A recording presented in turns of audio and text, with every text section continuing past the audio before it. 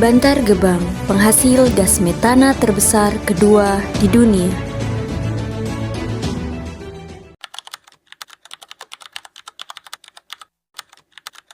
Apa itu gas metana? Gas metana adalah gas alam yang tidak berwarna, tidak berbau, dan mudah terbakar yang tersusun dari 1 atom karbon dan 4 atom hidrogen.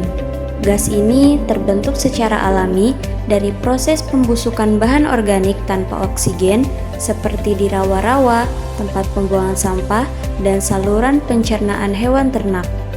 Metana adalah gas rumah kaca kuat yang memiliki kemampuan memperangkap panas jauh lebih tinggi daripada karbon dioksida, sehingga menjadi salah satu penyebab utama pemanasan global. Yap, apalagi kalau bukan TPST Bantar Gebang. Tempat ini bukan lagi sekedar tempat pembuangan sampah, tapi sudah jadi gunung sampah raksasa yang jadi bukti nyata kalau kita lagi dalam kondisi darurat lingkungan. Nah, TPST Bantar Gebang ini kondisinya sudah over capacity parah. Gunungan sampahnya yang sudah setinggi gedung belasan lantai dan rawan longsor. Belum lagi masalah air rembesan sampah yang mencemari air tanah warga, bau menyengat yang radiusnya sampai berkilo-kilometer, dan gas metana yang bikin rawan kebakaran spontan. Masalah ini bukan hal baru, tapi krisis yang makin hari makin parah. Dalam sehari bisa mencapai 7.300 ton sampah dari Jakarta yang bertumpuk di TPST Bantar Gebang. Dan emisinya juga bisa sebanyak 3,6 ton tiap jam yang menjadi terbanyak di Asia. Setiap tahun kapasitasnya selalu diprediksi akan jebol total. Siapa aja sih yang terlibat dalam Bantar Gebang ini?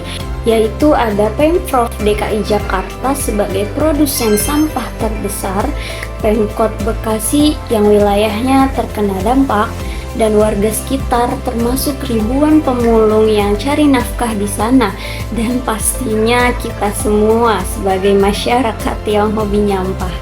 Menurut data dari Dinas Lingkungan Hidup atau DLH DKI Jakarta, setiap harinya Jakarta mengirim 7.500 sampah, bahkan sampai 8.000 ton sampah ke Bantar Gebang. Berbagai laporan media juga menyebutkan kalau ketinggian gunungan sampah di beberapa zonanya sudah menembus lebih dari 40 meter bahkan sampai 60 meter. Kondisi kritis TPST Bantar Gebang berakar dari 3 masalah utama. Yang pertama, gaya hidup masyarakat yang masih kuno dengan pola pikir kumpul, angkut, buang, tanpa adanya upaya pengurangan atau pengelolaan sampah sejak dari rumah.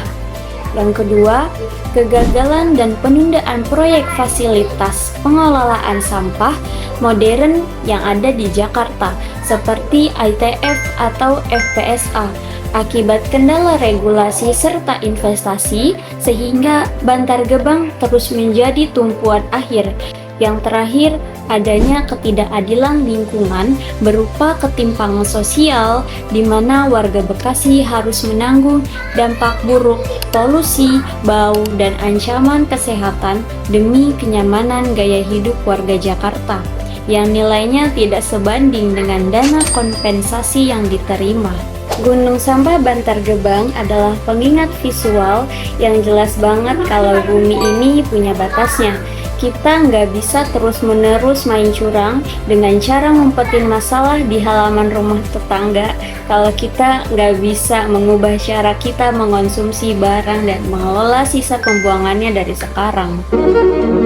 Melihat realitas Bantar Gebang ini rasanya kayak ditampar keras-keras. Kita sering banget merasa bebas dosa setelah mengingat kantong plastik sampah kita rapi-rapi.